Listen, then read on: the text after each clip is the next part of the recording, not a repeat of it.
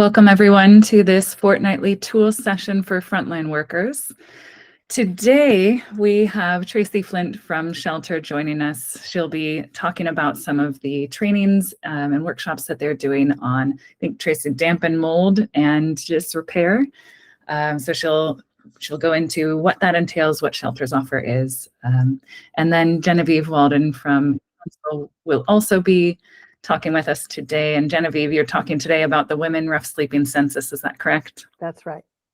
Fantastic. Thank you, ladies, for joining us. We really appreciate your time. We appreciate that you're here. And the next session we'll have will be on the 27th of June. And just to give you a heads up on who will be joining for presentations on that session and what those topics will be. We've got Eden Monroe from the Council's Refugee and Asylum Seekers team, who will be joining us for Refugee Week and to go over kind of all the things they've got going on for refugees and asylum seekers. And we'll also have Joe Thorpe joining us to talk about ESOL training options from the Council. So that's what's to come. But as we get into it for today, we will be starting with Tracy. Tracy, you'll be kicking us off for the afternoon, so I'll hand over to you. Hi everyone, I'm just gonna try and share my screen, so bear with me a sec.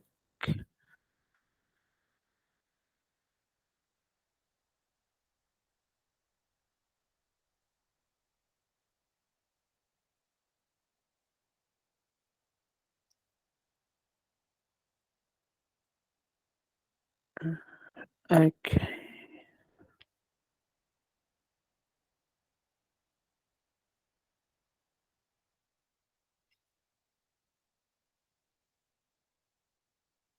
I think I've got it. Let's see. Can everyone see the slide? It should say home is everything. Yes, we can. Yeah. Okay, great. That's going into presenter mode now. Yeah, great. Okay, so I can't actually see anybody whilst I'm in presenter mode. So hopefully there should be enough time. I think I've got 20 minutes. Hopefully there should be enough time for me to go through the slides and then do like a small Q&A session at the end before I have to jump off the call. But I will leave the Hackney Advice email address if people do have any follow-up questions.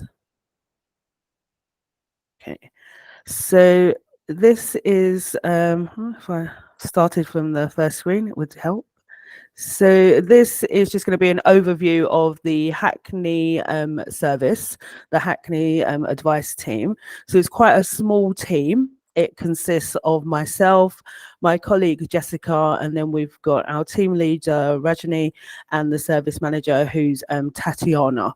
So it's quite a small team, which is why we have to be quite strict with our criteria because as I'm sure you can understand, we are inundated with referrals, so we really have to be strict on what we can and can't do. So this is just a basic overview of the referral criteria.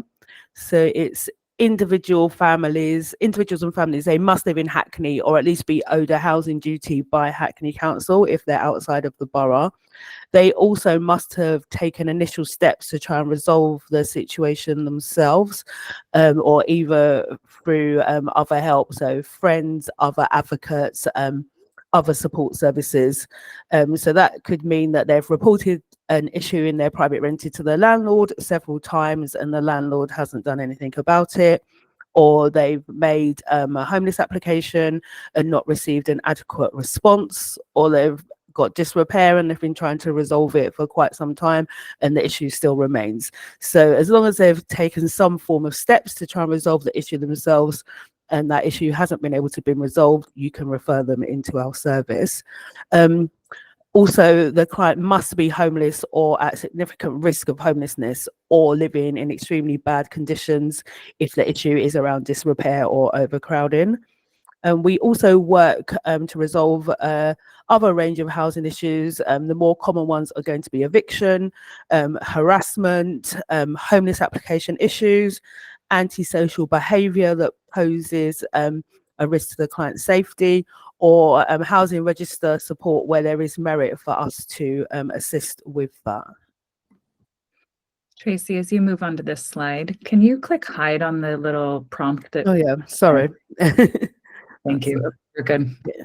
Okay, so what do we do? So shelter as a whole, our team advise, guides and supports individuals and families who are at the sharper end of the housing emergency.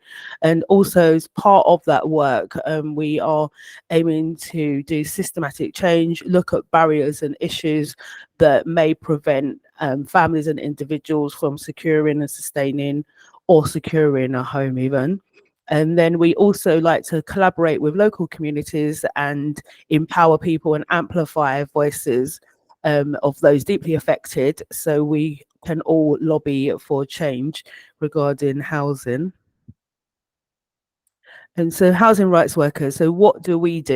The main crux of our role is to provide advice and advocacy around housing and homeless issues, and also signpost people to other support services if it's something that we don't have expertise in. For example, you find that homelessness tends to go hand in hand usually with benefits.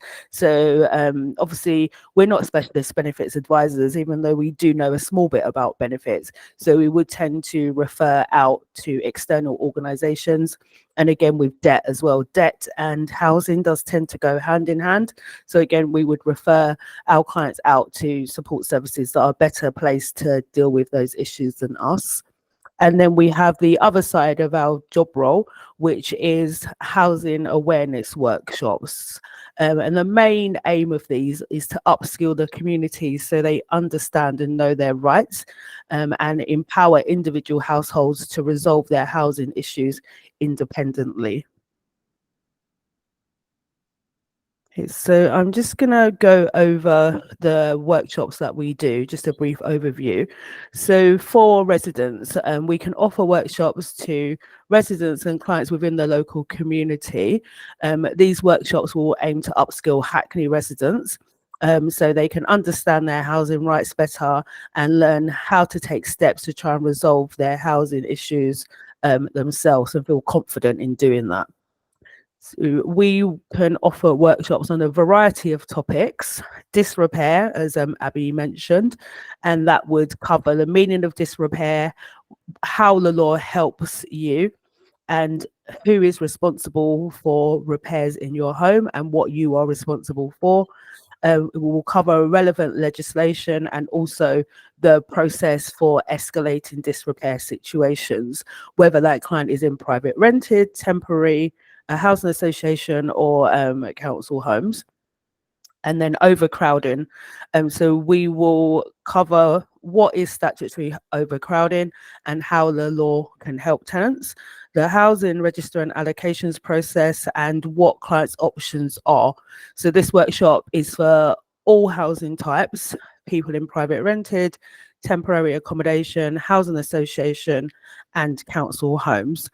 These two in Hackney are really our most popular topics, so they're the ones that we would tend to cover the most. But we can also offer workshops for residents on homelessness prevention. So that workshop will cover what the legal definition of homelessness is, how local authorities assess eligibility for housing assistance, and the legal duties that may be owed. And it will just give a general overview of how the homelessness application works. So the client is aware of what will happen at what stage, so they're a bit more prepared when they start that application process. And then we can also do a brief session on how to find a home in private rented.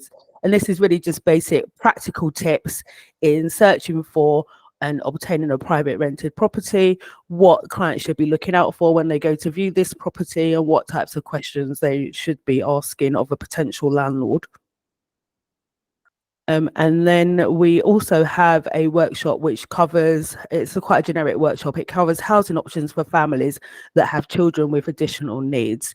So in that, they can learn about housing options such as adaptations to their current home and how to access funds to do this, and also housing options if their current home is unsuitable for the child.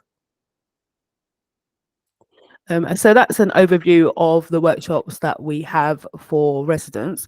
So this section will cover the workshops that we have for professionals. So we offer these workshops to the smaller charities and local grassroots organisations within the communities.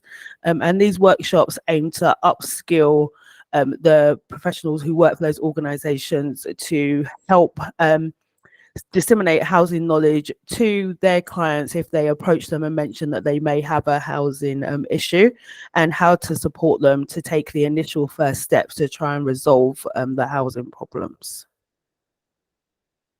So these workshops are a bit more in depth, so we'll go into a bit more of the legalities around the situation and the housing law.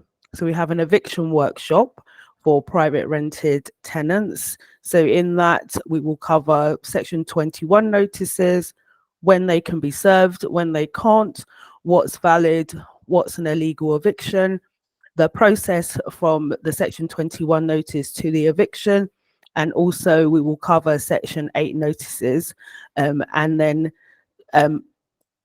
let you know at what stage you may need to refer for more specialist advice. And we will also give a brief overview of other notice types, but the main two notices that you will find that your clients are served in private rented is going to be a Section 21 or a Section 8 notice. Okay, and then we have an eviction workshop for councils and housing association tenants. So this will cover the different notices that councils and housing associations will use. It will cover the different stages of the eviction process. And again, the same as the private rented, go over understanding a Section 8 notice and at what stage you might need specialist advice. Okay, and then we have a disrepair workshop that is aimed at professionals.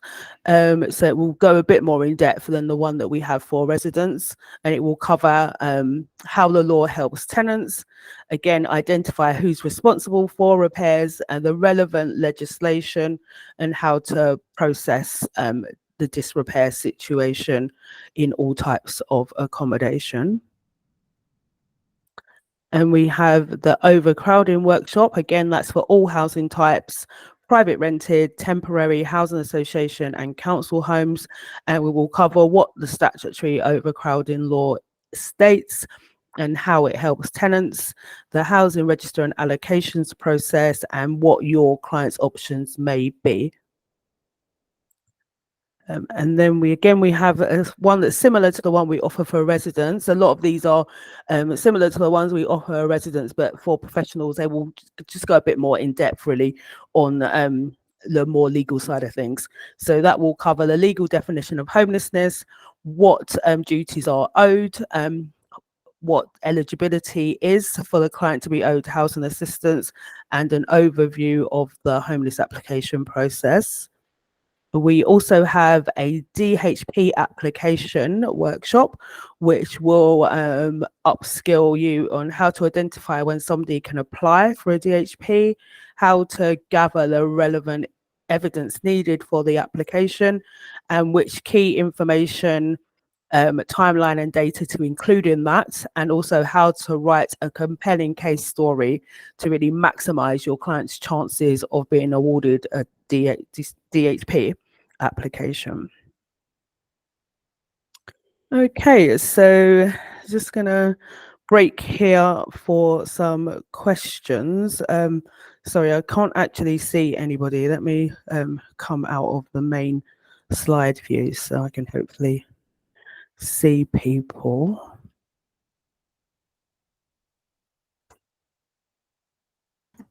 Does anybody have any questions?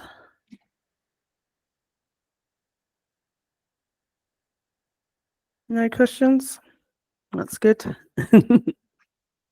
Yeah, Ali, come on in. Hello. Oh. Hiya. Hi, thank you, Tracy. I don't know if it's a quick one. I've come across an elderly gentleman who's been living in the same accommodation for 40 years. It's damp, it's not suitable, but it's private accommodation. would he be eligible to go on the waiting list and possibly be referred for sheltered accommodation? Is that something that shelter might be able to help with? We can look into it. We can also look at potentially resolving the issues in his current home, if it is feasible to do so. So we would usually take like a multi-pronged approach really to look at whether it's feasible for him to remain in the home, and if so, then we can advocate for the necessary repairs to be carried out. If it's not feasible for him to remain in the home, then we can certainly help him start the process to apply for sheltered accommodation. And then obviously it would be up to the council to assess against their criteria and make that decision whether he would be eligible. But we can certainly help with the application process. Great. I may have drifted, but how do I make a referral to you guys?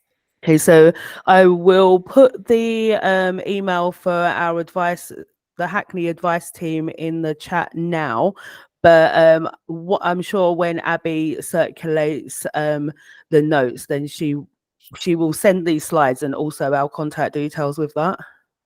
Thanks, But Tracy. I've just popped our email address in the chat. So any clients that you feel may need a referral for a bit more advice or advocacy, you can just send an email to that address, and then it will be assessed by Rajani, the team leader, and she will let you know whether it's something we can take on or not. Thank you so much. Thanks. Hello. Hi, Claire. Come on in. It might be a stupid question, but what does DHP stand for? Yeah, I was thinking when I said DHP, I was thinking I should have actually specified what it stands for. You get so used to just like shortening it and using the acronyms, but it's discretionary housing payment. So Okay. it's something that clients can apply for if they are struggling with paying their rent, and then the council will assess that application and advise whether it's something that that client can get. You can either apply for it as a lump sum, or you can apply for it to be awarded for every week for a certain period of time. Thank you. One more question. Sorry. Your workshops, are they delivered face to face, online, in Europe? How do they work? We prefer to deliver them face to face, obviously, because sometimes it can be quite a heavy topic. So we find like delivering them face to face that people stay a lot more engaged to rather than if we present it online. So we do usually like to come into the service and do it face to face. Obviously, if there is a reason why you can't have it face to face, then we can look at doing it remotely, but the preference is to do it face to face. So how can I get you to come out and deliver it face to face to a group of So again, if you email the Hackney advice at shelter.org.uk and just let us know what workshop you're interested in, and then the team leader Rajani will get back to you and let you know whether would you want it presented to your clients or to the people, your colleagues. my clients, actually. Yeah. Okay. Yeah. So just let her know which one you're interested in. I mean, we can do one, we can do two, we can do them all. It's entirely up to you. So first stop would be to email the Hackney advice email address, and then Rajani will get back to you. One more question, because I see it popped up in the conversation. Yeah, but are the workshops free or do you charge? So the workshops that we offer are specifically for the smaller organizations, the grassroots organizations that may not have a budget for this type of thing and this type of training. So the workshops that we deliver are free. Obviously, for the larger organizations that do have a budget for training, we would signpost them to our actual professional training arm where they do paid for training. But the workshops that I've covered in this session are free. Is there a difference between the ones that's for like residents and ones for staff? So they're pretty similar. The ones that we would present to staff will probably touch on a bit more of the law and the legislation that goes along with that law than we would for residents, but they are pretty similar. but I mean, are they the ones that charge then? So if you're doing a workshop for a team of staff, So or a bigger organization, maybe that So would be a cost?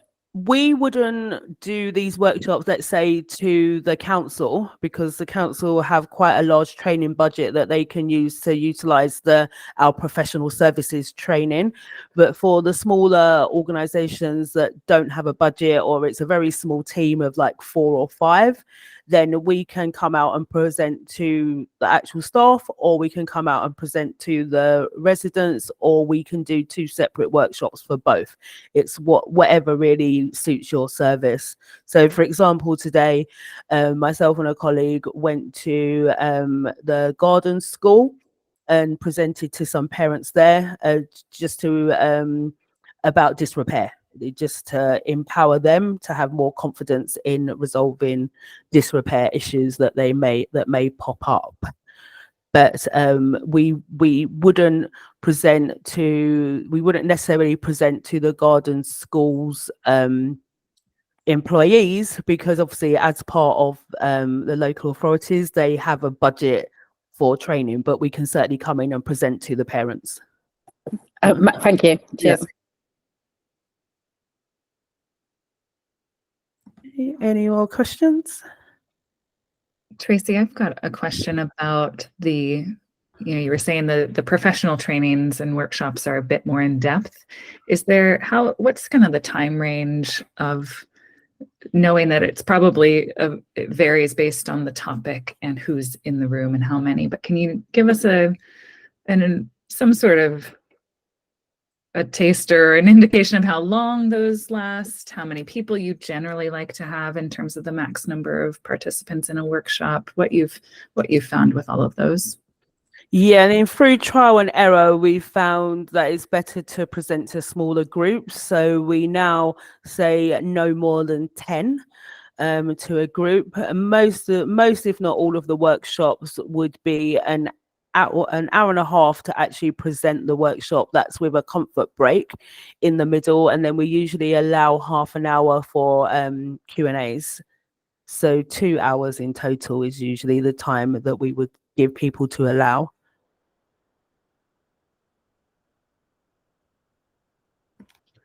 Thanks, Tracy. And another follow-up. So we've got the email, and I can repost it in the chat so that it's down at the bottom, but the hackneyadvice@shelter.org.uk. That's the place to start with. Since you're such a small team, what's been generally the experience of when someone reaches out and requests a workshop, of what the time delay is between that reach out and request and maybe actually getting to have the workshop? And it really is going to depend on capacity, because as you say, we are quite a small team. So when we're presenting the workshops, we have to reach out to the wider Shelter London team to get help from other housing rights workers to present these workshops. So you would usually find when presenting a workshop, it would usually be one Hackney housing rights worker and then one housing rights worker from our wider London team. So it would really depend on people's capacities to be able to be free to present these workshops. I would say at least give it around, if let's say, for example, you message today or tomorrow, I would say at least give it around 6 to 8 weeks really for us to set that up and actually come into the service to present. And then also, whilst I'm on like time scales, for client referrals, the average wait time if you refer a client into us to them getting an appointment is around 2 to 3 weeks, unless it's an emergency situation, of course. Thanks, Tracy. Really appreciate that. Does anyone else have any questions either on the workshops, maybe what they feel like, it sounds like, how long have they been going on?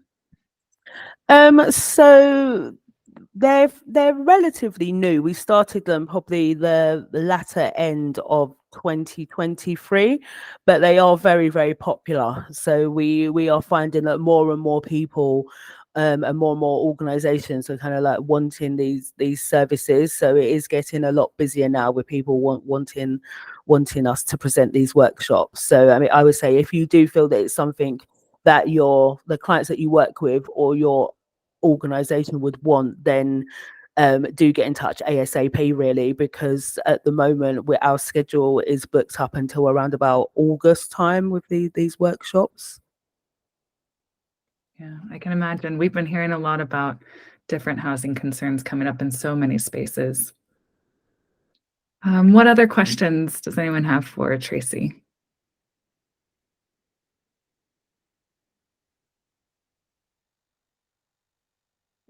All right. Well, thanks so much, Tracy. Really Okay. appreciate you joining, especially when you're manning the call. Okay, yeah, thanks for letting me present early. I'm probably gonna have to jump off the call now, but you've got the contact details, so yeah, any follow-up questions, then just drop us a line and then somebody will get back to you. Fantastic. Thanks so much, Tracy. All right. Thanks, everyone. Bye. All right, and just to pull down what Tracy sent in case anyone joined after she sent the email, I just dropped that email for the Hackney Shelter team in the chat. All right, Genevieve, you're Hello, next. everybody. And I know you said you've got slides to share, so. Oh, just a slide. This will be very, very quick. You've given me a lot more time than I need. So let me just share my slide just to give us an overview of what's coming up.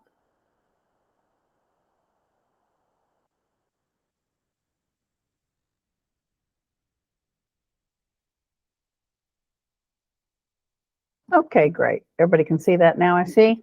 Yep, we can. And really, we're getting started early this year. There's an annual. This will probably be the third year, I think, maybe fourth, where they're doing a week-long women's census to gather rough sleeping data. This is over and above what we do on the overnight count, where we do the official street count.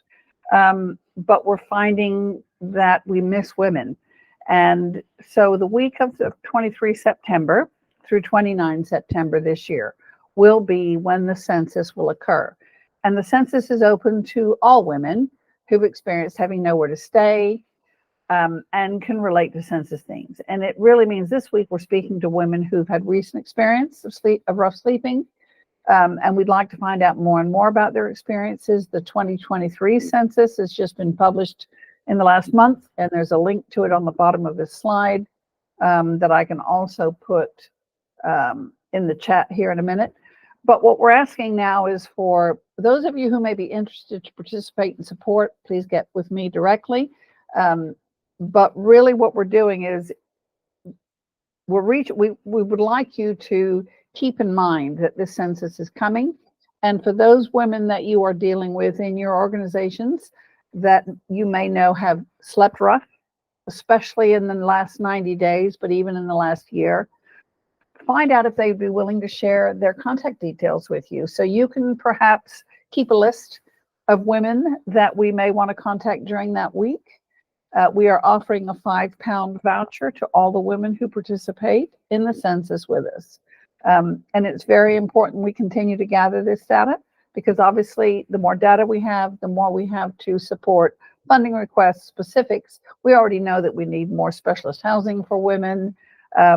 And the things that they experience. You know, so many of them are staying in A&E overnight, a police station, on the buses or trains, even sadly having to trade sex for a place to sleep overnight, but still have no place to go in the day. They report having no access to female hygiene products, which is so sad, unbelievable. So we believe the census is important. We are gathering people who would like to participate. Again, I'm Genevieve at Hackney Council. I was going to put my email in here. And does anybody have any questions for me?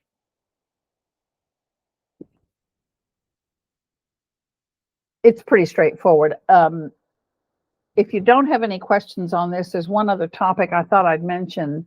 You know, we've got a general election coming up. Most people who are housed know how to take care of registering themselves. There's lots of information out there. But for those of you that deal with our homeless population, are you able to offer to support to those homeless individuals on what's needed to register and how they can register? There's lots of information on Shelter's website, Crisis's website, the government's website. And if you are interested in that, let me know. Our lead counselor, Counselor Shade Etty, who leads on homelessness for the council, has asked if she saw where one of the organizations out there was promoting it in Islington. It'd be nice to know if that was happening also in Hackney. So just those are really the couple of things I wanted to cover today. And feel free to reach out to me if you would like to participate or have more questions. And that's it for me, very short and sweet. So thank you for your time. Thanks so much, Genevieve. I've got a few questions, but did anyone else want to come in first on either the census or on the voting support? Okay, I'll try to warm us up and then maybe some other questions will follow. That's fine. Genevieve, you had mentioned that you're finding that you're missing women. Can you help us understand how that's come up, how you've come to understand that women were being missed on the census? Well, we found that when we do the count, you know, they have to be chain verified, and we find them sleeping rough on the street, but too many women are not doing that. And that's from our interaction with women who may present as homeless, or working with our community partners and organizations, that they are homeless, but they're not bedding down because of the challenges to their safety. Obviously, women are taken advantage of, sadly, in this environment where they're on the street. So they're finding other ways to take care of themselves instead of actually bedding down, which is why the City of London decided to do a pan-London census and run it the whole week. And it's going to be anonymized. We're not going to ask details. There's 10 questions, and it's mainly around where they have slept in the last 90 days. And then we will all the different groups who have participated in the survey. I think we almost had all the councils participate last year. Then we have another meeting afterwards to look to see if we've got any duplications. We're also adding questions to the census this year to women. Does this sound like you've been asked these questions already this year? And then again, halfway through, now that you've heard a couple of the questions, is this sounding familiar? Just trying to eliminate duplication. But I'm not looking at the numbers in front of me right now, but the results in the census will show what the official street count showed for men versus women. Then we went into the results of the 23 census for women, and I think it was at least 3 to 4 times more women were found to be rough sleeping or homeless than those that were found on the street count. So that was a long answer for your very simple question, but I hope that helped. Oh, I've got to put you on hold for just a moment, if I may. Absolutely. If there were any other questions that were coming up, maybe you're not in a place to ask out loud. If you'd like to drop a question into the chat, I'm happy to vocalize that to Genevieve when she's back.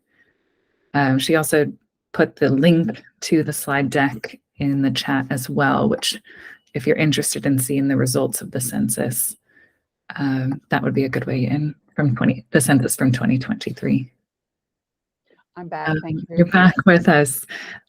Genevieve, in thinking about this population of residents or that this is I'm imagining a resident in this situation, maybe not having a lot of trust in institutions, especially maybe a council, and needing to have a lot of sensitivity around this. Can you help us understand who it is that's asking the questions, what it might feel like for someone, how you're approaching those issues of trust and sensitivity in the census? Thank you. What we are proposing is that all the people who participate as interviewers will be females.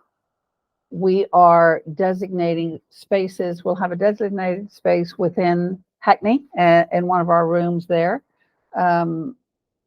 as well. And that's why community organizations last year were so important, because they already have relationships with these women and have spaces where they can have these private, ask these sensitive questions in a safe place. So that's how we're trying to deal with it. And the question, there's only 10, and it's mainly about their history of sleeping. So I think that, and we're being led by Solace, which is the women's aid organization. They lead on this for Penn London. So there's lots of direction given to outreach workers as well as professionals. So our street outreach team will be really the ones mainly working on the street with people that they know and are working with currently. It will be our female outreach workers as well as our volunteers in the organization. We're hoping to have a dedicated female homeless assessment officer who will be available on the day in case someone needs an immediate assessment. So we're really trying to look at this with a sensitive, trauma-informed approach.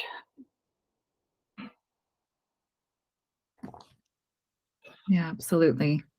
And it's sounding like you might have mentioned this in your your short presentation, so it should have stuck in my brain. But it sounds like you're kind of opening a call for anyone who'd like to be part of the census gathering or the census.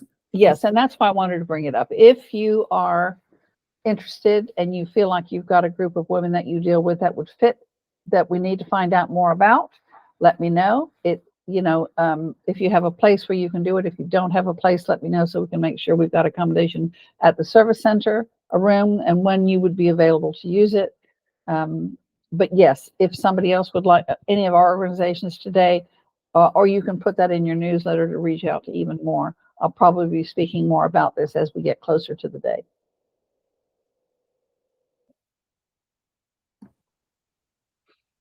Thanks, Genevieve. I've Thank you. dominated quite a few of the questions. What about everyone else? Any questions for Genevieve?